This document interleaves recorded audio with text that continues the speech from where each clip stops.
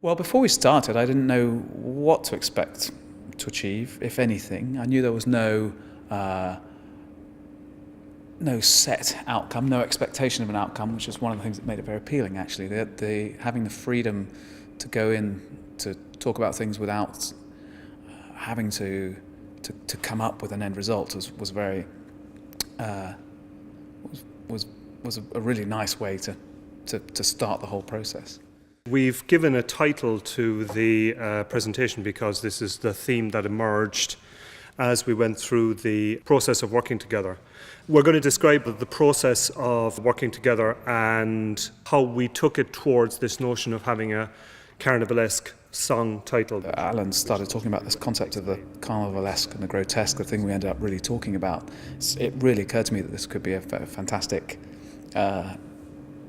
sort of theme or concept for some kind of presentation, so the idea of an end goal helped to kind of structure our discussions.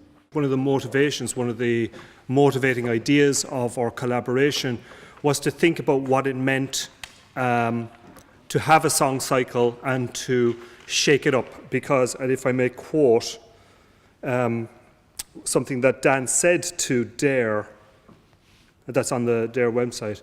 Dan feels that conventions for the way that concerts of classical song are presented and the way that an audience experiences them can be alienating and often get in the way of direct communication. So that is a kind of a challenge that I think we tried to address. It's been very stimulating having an academic partner as opposed to an artistic partner. I would definitely seek out this kind of a creative arrangement again, because it's very helpful to have someone who's so immersed in their field, who has a real sort of depth of knowledge and just so many strata of references that we could look at when each discussion threw up a new practitioner, a new theorist. There were just so many things available, so many things to put on the table as a result. We started out just asking exactly what a song cycle is, and to answer that question, what even is a song? And actually, once you start thinking about that, the first thing I wrote down when Alan asked me that question was that it's got to have music and it's got to have words. And it dawned on me that actually not even that much is true. You don't need words for a song, you just need a voice. And you don't even need music, it could simply be rhythm. I mean, we would describe a rap as a song. And so when you boil it right down, the simplest elements of a song can be not what we think of as a song at all. And a song cycle can be any number of things, from the sort of classic Schubert song cycles we know, which is a set of poems which tell a story through the set of poems set to music, and that's the sort of model, the sort of initial model for the song cycle, to later iterations on the idea where a composer like Britten, which we spent a lot of time talking about Benjamin Britten's approach to these things, would take poems on a theme, usually all by one poet, and then find a way of putting them together, which creates an arch, creates a journey, and makes it more than just a set of songs, more than just an album, but one thing in itself. And this came to become a model for us in terms of what a performance might become. And then I sang a few songs with Martin Pickard.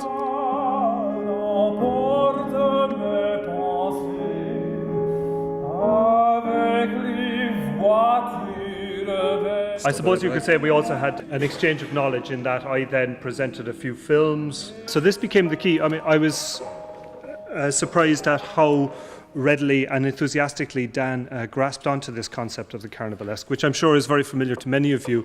Mikhail Bakhtin was a Russian literary theorist from the last century who, in his work, talked about how carnival, meaning this, what we might call a parenthetic period, a period, as it were, between brackets, speaking in terms of time, had an aesthetic that was in opposition to the classical aesthetic.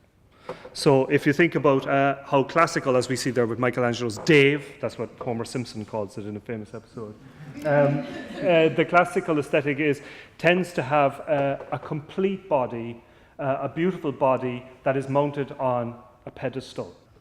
So this parenthetical time, this period of suspension of normal service, is of course also a metaphor for the work of art.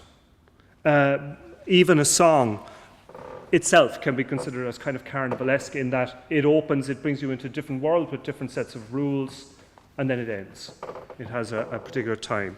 This idea of a set of rules for any given time, and that it really is every song's kind of like that, every poem is like that, and so we then said, well, what would, if you were if you're combining these ideas, the carnivalesque into a song cycle, what would it consist of? What could it be? But also, and this was something, I've quickly, loads of ideas for that occurred to me, but Alan very quickly kind of puts finger on identifies something that in my concept, this would be creating a very neatly tied up, beautiful presentation of this idea of the carnivalesque, rather than actually creating something in itself which its form was also carnivalesque. What we came up very readily with some of what we might call culturally ratified or culturally canonized examples of the carnivalesque or grotesque. We thought about, for example, setting Charles Bukowski poems to music, or you'd think of Tom Waits songs could be thought of in these terms. But I thought we discussed, however, the needing to step beyond the kind of culturally ratified grotesques. And this is why I've got a picture of Roy Chubby Brown there. Or we talked about people like Jim Davidson. We'll come to a few more examples in a moment. But the point being, and we'll return to this theme, it's stuff as well. If we're going to challenge, we think of the carnivalesque, the grotesque as a kind of form as well as a kind of content. How do we challenge ourselves? How do we come up with material that we wouldn't necessarily like? Something occurred to me which I then played to Alan, which is this an absolute collision of those two things. Where, a composer called Mark Anthony Turnage, who you may well have come across, wrote a setting of a West Ham football fan song about Gary Bellamy, which he set for countertenor, tenor, and harp. A very, very esoteric combination. We've got it here. It's very short. It's quite short, and you'll see that some of the words of the chant are up there on the post-it, so you can see what they're singing.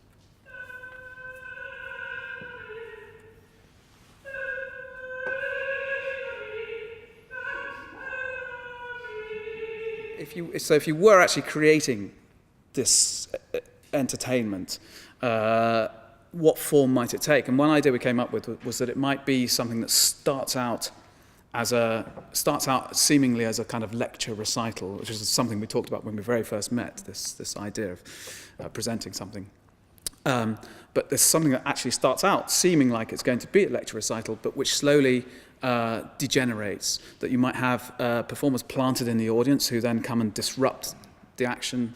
Things start going wrong. You can have circus elements, all sorts of things. And this is the idea of actually the form itself being carnivalesque as well as the content, and to try and find a way in which the audience themselves can disrupt it, so that that it has to be a situation where each performance of this thing would end up being different.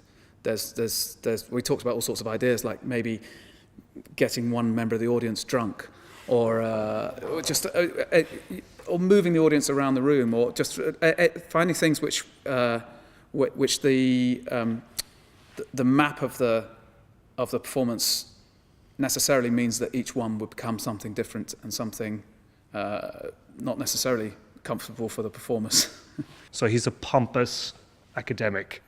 And this is where originally we were thinking about the disrupted lecture performance.